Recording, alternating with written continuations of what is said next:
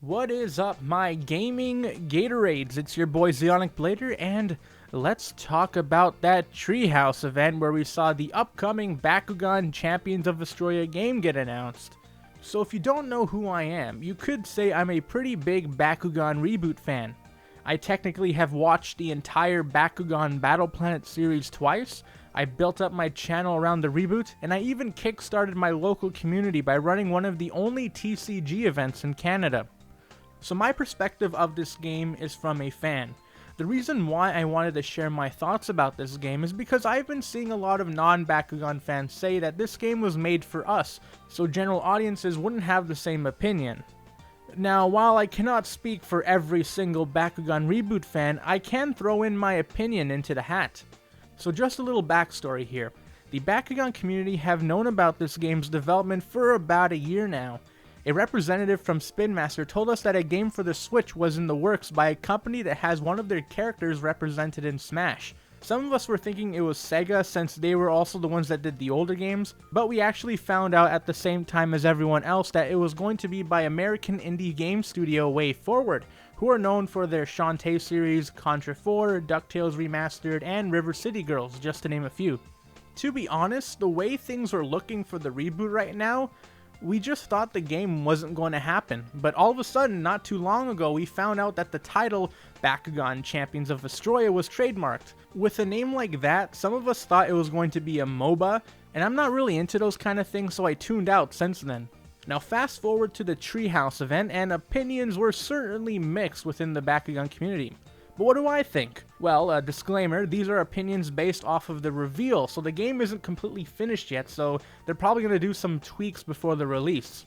When there's a cutscene, it's just a still model of the character with text, which is kind of weird and off-putting, so I hope they add some kind of movement to them, considering they do show characters moving already in the little icons that they show. Also, in the actual Bakugan grunt and talk in the brawls, they don't have that giant voice effect like they do in the show, so they just sound like regular people, which is a little funny. So the game is going to be an action RPG. Now, I personally love RPGs, they are my favorite genre of game, but I feel like the way that they are doing it in this game is going to be annoying to actually play. You run around looking for cores to fill up your energy, and then when you have filled up a certain amount, you can do moves. The problem is that it looks like it plays very slow, and on top of that, the pace is halted due to cutscenes of the character doing the move.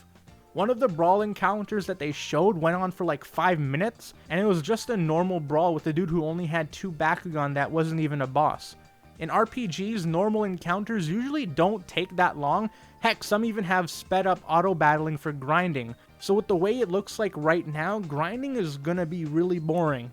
And it seems like everything about the combat is going to be like this. Team attacks are done when all your Bakugan are charged up, and the developer said that Bakugears, which is something from Season 2, will show up later on, and they'll have to be charged up as well. But those are going to be passive, so hopefully it isn't a drag. There's also going to be evolutions, which I assume is going to need charging as well, and by the looks of it, the entire battling portion of the game is just you running around the field, getting cores, and throwing it to your Bakugan.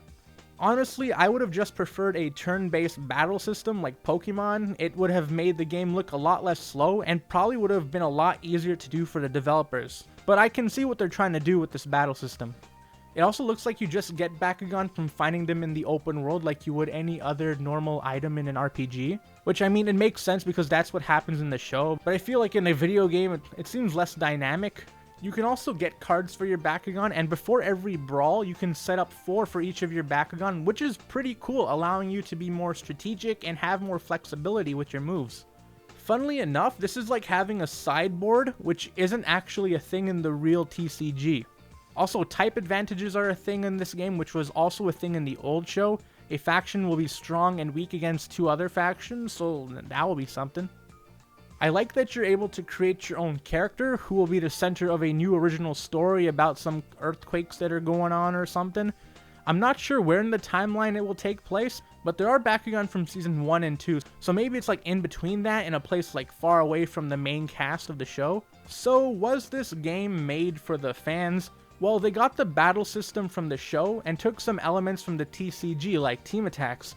However, as someone deeply ingrained in the community, I can tell you that they never went to us for an opinion, and it seems that the only fan thing that they did was add in Leonidas, which is more of something fans of the old series would be into and not necessarily fans of the reboot would be into.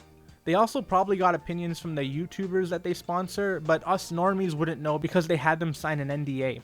So to sum it up, it's an RPG. I like RPGs, but the battle system looks slow, so will I get it? I don't have a Nintendo Switch.